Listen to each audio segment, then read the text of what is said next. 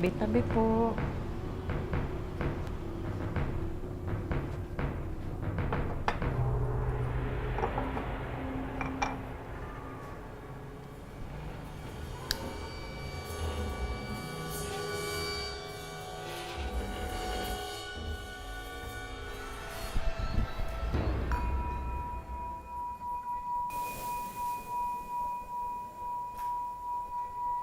Pagpasok pa lang ng kwarto, may nakita na agad si John.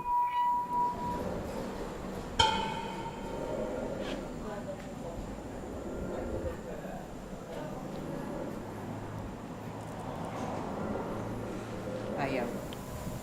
Kuya, wag ka dyan.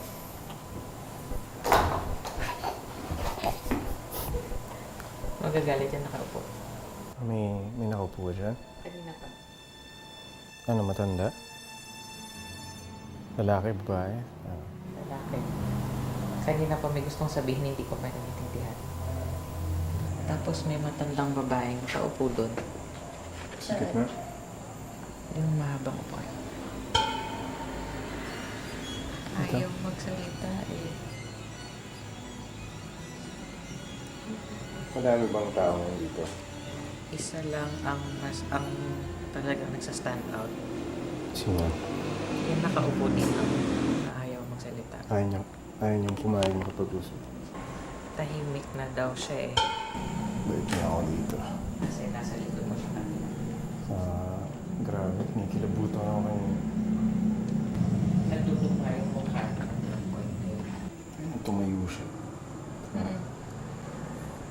Kasi kinabi kung ano yung posisyon mo kanina. Ano? Simula nung kaninang tinitingnan na kita. Hindi ko na alam kung ikaw o siya yung nakikita ko. Kanina. Habang nag-uusap kami ni John, patindi ng patindi ang lamig na nararamdaman ko. Lakas sa likod. Ito. Parang hindi naman siya sumasabi sa tao. Yung kanina, tumanggi lang siya. Miyembro ba siya ng pamilya? Hindi. Miyembro siya ng pamilya. Isang kaluluwa daw ng lalaki ang sumusunod sa akin. Kaya nang inusod ko ang insenso. Hindi ikaw yun. Ha? Hindi ikaw yun. Hindi mo iniisip yun. Ba't mo gagawin yun? Wow, nasa akin ba siya? Ikaw kung ikaw, ba't mo gagawin yun? Parang walang sense, ano? Hindi ikaw yun. Siya yun.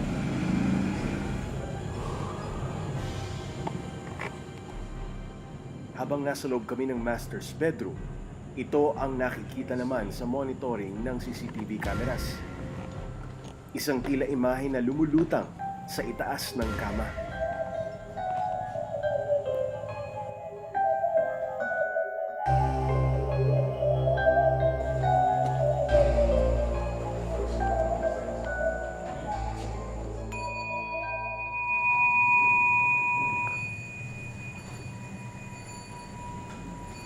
Diyan kinakabahan ako Bakit?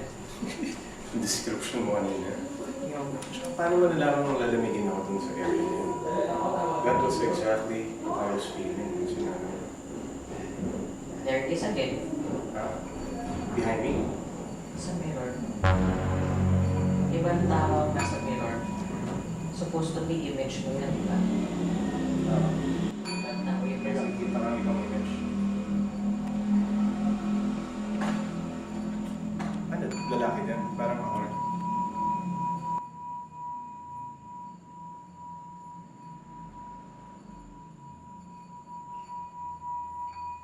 Iba rin yung nasa mirror.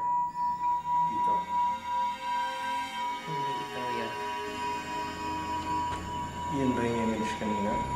Hindi, babae.